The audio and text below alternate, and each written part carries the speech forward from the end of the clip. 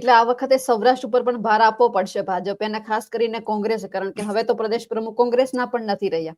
અને સવાલ એ પણ આજે છે કે જે હીરા જોડવાનો જે ભ્રષ્ટાચાર સામે આવ્યો છે, એટલે હવે કોંગ્રેસ પાસે હવે એવું નથી લાગતું કે ભાજપને સવાલ કરી શકે ભ્રષ્ટાચારને લઈને. હવે ભ્રષ્ટાચારનો મુદ્દો નીકળી ગયો છે કોંગ્રેસ પાસેથી, કારણ કે એમના જ નેતાઓ ભ્રષ્ટાચારમાં આવ્યા. અરે બેન, આવું તે હોય, કોઈ પાસે કાંઈ મુદ્દો નથી. પ્રજાને ખબર ન હોય ત્યાં સુધી હવ કાંકરા મારે. પછી જયારે ખબર પડે કે આ તો હમામ મેં સબી એક હરખા છે, એટલે ડખો થાય. તમે કલ્પના કરો, આ હીરાભાઈ જોટવા જેના ઉપર જે ઉપપ્રમુખ છે રાષ્ટ્રીય કક્ષાના ભારત કોંગ્રેસના, માની લ્યો ભલે સહમંત્રી કેવો સમથિંગ બહુ મોટો પોસ્ટ છે, રોટલે પાણીએ મોટા માણા હતા અને આહિર સમાજના અગ્રણી ફલાણું ઢીકણું. પણ તમારી જાણ ખાતર હમણાં થોડાક, એટલે આ કૌભાંડ છે એ તો હવે બહાર હવે આવ્યું. બાકી કૌભાંડ છે એ તો હવે છે જ કોની યારે? હીરાભાઈ જોટવાના છોકરા યારે, તેની જલારામ એન્ટરપ્રાઇઝ ને બાકીના બે નામો જે છે મુરલીધર, એના તેઓ શ્રી માલિકના નામ ભલે ગમે પણ અંતે કવિ પોતે છે એવું ખબર પડી. કાલે એના છોકરાને ઉઠાવી ગઈ પોલીસ આવીને, ભરૂચની પોલીસ. સરપંચ ચૂંટાણા હતા એના ગામમાં, સુપાસી ગામ છે વેરાવળ પાસે. સુપાસી સરપંચ ત્યાં અબિલ ગુલાલ ઉડ્યો નહીં, તા તો દાગે લાગી ગયો. ઓલો તો હજી ખકેરાઈ જાય અબિલ ગુલાલ, તા તો દાગે લાગી ગયો કે તમે રૂપિયા કઈ કટકટાવી ગયા. તો આમાં તમે જેમ કીધું કોંગ્રેસ પાસે મુદ્દો, કોંગ્રેસ પાસે આમથો ભ્રષ્ટાચારનો મુદ્દો કોઈ દી હતો જ નહીં સાહેબ. એને તો ભગવાન બચાવે. ભાજપે કોંગ્રેસને ઉજળું કરી બતાવ્યું, એ જુદી વાત છે કે ભાઈ અમે ખાઈ શકીએ, એમ તમે જ ખાઓ એવું નહીં, અમે ઓછી માયા નથી. નહીતર ભાજપ પાસે એ એક સગવડ હતી કે કોંગ્રેસને કમસે કમ ભ્રષ્ટાચાર ચિતરી અને પોતે બેદાગ રહીને પ્રજાની સેવા કરી શક્યું. પણ કોંગ્રેસે ભાજપે કીધું કે ના ના, તમે 70 વર્ષથી કરો છો ને, અમે જુઓ 5 વર્ષમાં કેવો વિકાસ કરીએ.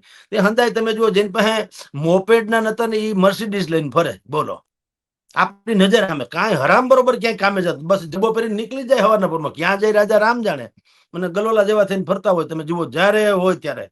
તો એનો અર્થ બધાને ખબર તો પડે, પણ હવે છૂટકો આપણી ત્યાં રીકોલનો જ વાત નથી. મેં મત આપી દીધો પછી પાછો ખેંચવાનો આપણી પાસે કોઈ વ્યવસ્થા નથી. એટલે હારા માનીને ચૂંટ્યા હોય, પછી ન્યા જઈને બધા ખેલ નાખે તો હવે આપણે બીજે શું લોકશાહી છે. એટલે હવે ધીરે ધીરે બધું થઈ રહ્યું છે. જનતા બિલકુલ એલર્ટ થઈ રહી છે. વિસાવદર એનું માઇલસ્ટોન છે. ક્રમશઃ હજી કઈ બહુ સુધરીને ધૂળ નથી થઈ ગયા, પણ ધીરે ધીરે જનતાને ખબર પડે કે આ બધા એક હી થાલી કે ચટ્ટે બટ્ટે હે. આના કરતા બેટર હોય કે આપણે આપણી તકદીર પોતે લખીએ. ભૂલી જઈએ કે આ કોઈ ફલાણી કાસ્ટ નો છે કે ઢીકણા પરંપરાનો છે કે પૂછડાભાઈનો વારસ છે. એ બધું ભૂલો. તમારે મત એટલે મત આપતી વખતે જયારે નાગરિક તરીકે બની જાઓ તમે, કાસ્ટિઝમ નહીં, કોઈ પ્રદેશવાદ નહીં, કોઈ એજન્ડા નહીં, કોઈ જ્ઞાતિવાદ નહીં, કોઈ કોમવાદ નહીં, કોઈ વંશવાદ નહીં, બલકે બિલકુલ નાગરિક, હું ભારતનો નાગરિક, ધ સિટીઝન્સ ઓફ ઇન્ડિયા, એવું માનીને જો એ માણસ મત આપે, સામે વાળો કોઈ પણ હોય, માઇનોરિટી હોય, દલિત હોય, યા ભણાણું હોય, યા આદિવાસી હોય, કોઈ પણ. અબ્દુલ કલામ મુસલમાન હતા, કોઈ એને મુસલમાન માને છે કે આ મુસલમાન હોવું એટલે કઈ ખરાબ નથી, પણ તમે જોયું ને એના સત્કર્મો હતા, તો આપણે ભગવાનની જેમ પૂજીએ છીએ. તો જે સારા છે એનો કોઈ વિરોધ ક્યારેય હોઈ શકે નહીં, તમે સમજો. પણ તો એવા લોકોને હવે જનતા કમસે કમ પસંદ કરવા માંડી છે. નહીતર વિસાવદર ભાજપનો ગઢ ગણાતો તો ત્યાં ભાઈ આવ્યા કે નહીં ગોપાલ, એના જેવું. તો હવે ક્રમશઃ પ્રજા સુધરી રહી છે, કારણ કે એને ખબર છે કે ઓલા સામે લોકો જે છે એમાં કઈ સુધારો થાય એમ નથી. હવે આપણે બેટર છે કે આપણે આપણું આંગણું વાળી નાખીએ તો જગત ચોખ્ખું છે. બાકી મારો કચરો તમારો કચરો મારામાં નાખશું મેળ નહીં પડે. એટલે હવે પોતાના આંગણા સફુ, જે વિસાવદરે પોતાનું આંગણું સાફ કર્યું એમ ગુજરાત આખું કરશે. પણ પ્રદેશ પ્રમુખને લાગે વળગે ત્યાં સુધી ભારતીય જનતા પાર્ટી નિર્વિવાદિત અને બેદાગ અને પરિપક્વ સૌને સાથે લઈને રાખે એવા કોઈ વ્યક્તિની નિમણૂક કરે અને ભારતીય જનતા પાર્ટીની સરકાર અને સંગઠન બેનું મોટા પાયે રીસફલિંગ નહીં કરે તો એને બહુ મુશ્કેલી પડવાની બેન. જી સાથે હીરા જોટવાને લઈને એક સવાલ એ પણ પૂછવો છે કે હીરા જોટવાની ધરપકડ થઈ, સૌરાષ્ટ્રના કોંગ્રેસના રાજકારણમાં કઈ અસર થશે? કોંગ્રેસ તૂટશે એવું કઈ લાગે છે? કારણ કે એક બાજુ શક્તિસિંહે રાજીનામું આપ્યું, 2027 વાત કરે છે કે અમે લોકો સત્તા બનાવવાના છીએ, મહેનત કરે છે, અને એક બાજુ બધા તણખલાવી ખાઈ રહ્યા છે એમના. जो दिल को खुश रखने के लिए गालिब ये ख्याल अच्छा है. આ મુંગેરી લાલના હસીન સપના જેવું છે. કોંગ્રેસને સત્તા ને હવે એને ખબર નથી એની ધરાતલ હાલત શું છે. જે હીરાભાઈ જોટવાની ધરપકડ થઈ, એક પ્રેસ નોટે કોઈ નથી મોકલી. આમાં કોંગ્રેસમાં એ, અને એવું હોવું જોઈએ કે ભ્રષ્ટાચારી ધરપકડ કોંગ્રેસનો હોય કે ભ્રષ્ટાચાર ગમે એનો હોય, લોકોએ કઈ એની ફેવર કરવી જોઈએ એવું નથી કેતા. પણ તમે ન્યા ક્યાંય છે જ નહીં. બકરીના લીંડા હોય ને, બકરા હોય ને, એના લીંડા હોય ને, એનો તમે ક્યારેય તમે છાણા ન થાપી શકો. એ અમથાય જુદા જુદા હોય. બકરીની લીંડી તો ભેંસના અને ગાયના ને એના પોદળા હોય, એના છાણા થાય ને બધું થાય. આમાં ક્યાંય સંગઠન કે એવું કઈ છે નહીં. હીરાભાઈ નું કામ હીરાભાઈ જાણે. હીરાભાઈ પાસેથી લાભ લેતો હોય, આહિર સમાજનો ટેકો જોતો હોય તો હીરાભાઈ અગ્રણી અમારા. અત્યારે ભલે ગમે એમ તો હું તો તમને ખાલી એક પ્રેક્ટિકલ જર્નલિઝમ અરે પોલિટિક્સ ની વાત કરું કે હીરાભાઈ ની ધરપકડ થઈ તો હીરાભાઈએ પોતે કીધું, દાખલા તરીકે જે રૂટન ઓલી જે કેસેટ હોય ને બધા વગાડે, મને રાજકીય રીતે ભોગ બનાવવામાં આવ્યો છે. તેલા ભાઈ તમે આ કટકટાવી ગયા તો એ તો કઈ કીધું નહીં, તમે પ્રજાનો ભોગ લઈ લીધો. મનરેગા નામની આ જે યોજના છે મહાત્મા ગાંધી ના નામે, હવે ગામમાં રોડ રસ્તા ને ગરીબ માણસોને મહેનત રોજી રોટી ન મળતી હોય તો બિચારા આમાં કામ કરે ને એનો રોટલો રળે. આટલી બિલકુલ હાવ દુવા લેવા જેવી આ સ્કીમ છે, દુવા. રાઈટ કે ભાઈ પ્રજાને તો તમે ભલામણ, અને પાછો એમાં નફો તો છે જ. હાવ એમ નથી કહેતા તમે સેવા કરો, પણ તમે ક્યાંય પણ દયા ધર્મ ની માણા કે દેવ દેવડા મૂકીને હનુમાનના દેવડા ન જવાય, એના જેવું છે. એકાદ તો ઘર છોડે ડાકણે છોડે એમ કે છે, એકાદ ઘર તો ડાકણ પણ છોડે.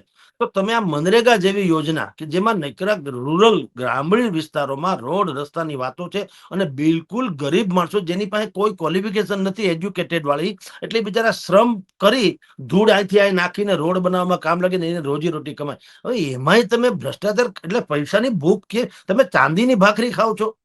ભલા મને પૈસાની કેટલીક જરૂર હોય, પૈસા જરૂરી છે, પણ ભાખરી તો ઘઉંની ખાવાની ને કે ચાંદીની ખાવ છો, એમ કઉ છું. એટલે આ જે ભૂખી ભૂતાવળ છે, હવે એને કારણે તમે જુઓ એ ભાઈ જોટવા એનું નામ આવ્યું, એના છોકરાને ઉપાડી ગયા, દિગ્વિજયસિંહ જોટવાને ઉપાડી ગયા ગઈકાલે. આમ છે એક પ્રેસ નોટ સુધા કોંગ્રેસે લખીની. ટૂંકમાં આ સુખ મેં સબ સાથી દુઃખ મેં ન કોઈ.